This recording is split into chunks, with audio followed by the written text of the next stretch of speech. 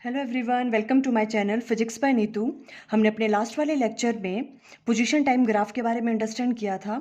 हमने एक बहुत इंपॉर्टेंट रिजल्ट भी डिस्कस किया था that slope of position time graph is always equal to velocity of an object. Clear है? ओके, आज हम स्टार्ट कर रहे हैं velocity time graph in uniform motion. देखो, वेलोसिटी को हम ले लेंगे वाई एक्सिस के अलोंग और टाइम को ले लेंगे हम एक्स एक्सिस के अलोंग। टाइम एक्स एक्सिस के अलोंग वेरी कर रहा है और वेलोसिटी वाई एक्सिस के अलोंग। क्लियर? तो देखो, अगर ये ग्राफ देखो किस तरह से बन रहा है, straight line parallel to time axis. इसका मतलब क्या है कि जो वेलोसिटी ऑब्जेक्ट की वो कैसी है, कांस्टेंट है। ठीक है, यूनिफॉर्म मोशन हो रहा है और उसकी वेलोसिटी कैसी है, कांस्टेंट है।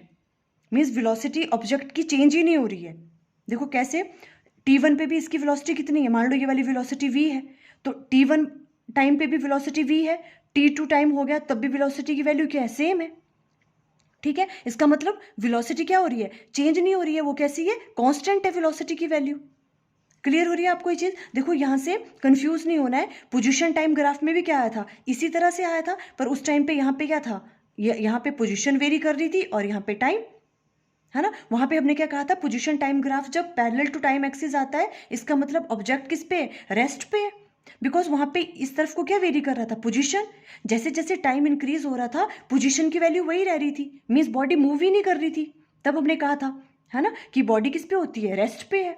बट इस वाले केस में देखो, वेलोसिटी टाइम ग्राफ में जब आपका ग्राफ इस तरह से बनता है पैरेलल टू टाइम एक्सिस, ठीक है, तो यहां पर हम क्या कहेंगे, यहां इसका मतलब ये नहीं है कि जो बॉडी है वो रेस्ट पे है, मूव तो वो कर रही है ना। उसकी देखो t1 पे भी वेलोसिटी कुछ है, t2 पे भी वेलोसिटी है, पर वेलोसिटी की वैल्यू कैसी है, कांस्टेंट है।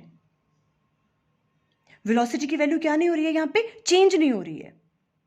जैसे कि मान लो आप कार ड्राइव कर रहे हो और आप 60 की स्पीड से मूव कर रहे हो, ठीक है, तो आप क्या करोगे, उस वेलोसिटी को चेंज ही नहीं करोगे, ना कम करोगे ना ज्यादा कर रहे हो, 60 की स्पीड से ही मूव कर रहे हो, है ना। इसका मतलब क्या है कि जो आपकी वेलोसिटी है वो कैसी है, कांस्टेंट वेलोसिटी से मूव कर रहे हो आप।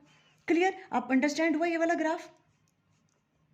अब देखो, हमने अब यहां से भी एक इंपॉर्टेंट रिजल्ट हम फाइंड आउट करेंगे that area under velocity time graph, ये वेलोसिटी टाइम ग्राफ है, ठीक है, area under velocity time graph is always equal to displacement of an object.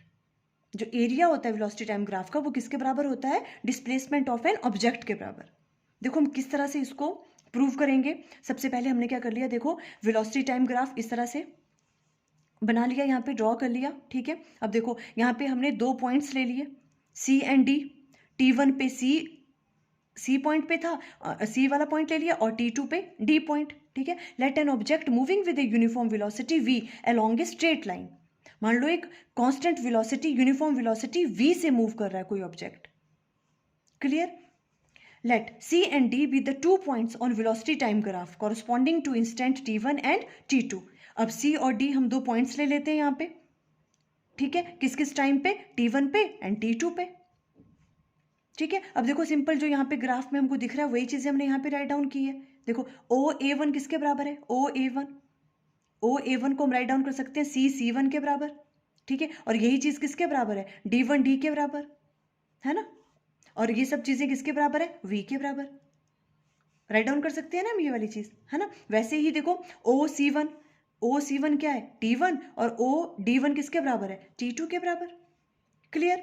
Okay, अब अगर हमें यहां से इस वेलोसिटी टाइम ग्राफ से डिस्प्लेसमेंट ऑफ ऑब्जेक्ट की वैल्यू फाइंड आउट करनी है, मान लो आपको डिस्प्लेसमेंट की वैल्यू फाइंड आउट करनी है इन time interval t2 minus t1, तो किस तरह से फाइंड आउट करोगे, देखो आप डिस्प्लेसमेंट क्या होता है ना, ये चीज तो पता है ना आपको। देखो डिस्प्लेसमेंट क्या होता है, मान लो अगर x डिस्प्लेसमेंट है, ठीक है, तो देखो वेलोसिटी किसके बराबर होती है, डिस्टेंस डिवाइडेड बाय टाइम।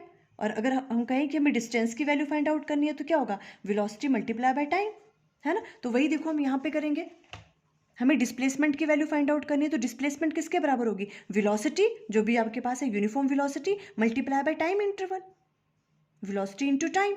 ठीक है, वेलोसिटी कितनी है आपके पास v, और टाइम पीरियड कितना है t2 माइनस t1। हम इस इतने की बात कर रहे हैं क्योंकि हमने दो पॉइंट्स ये वाले लिए हुए हैं, इसके बीच हम फाइंड आउट कर रहे हैं, ठीक है। तो t2 माइनस t1 ये वाली चीज।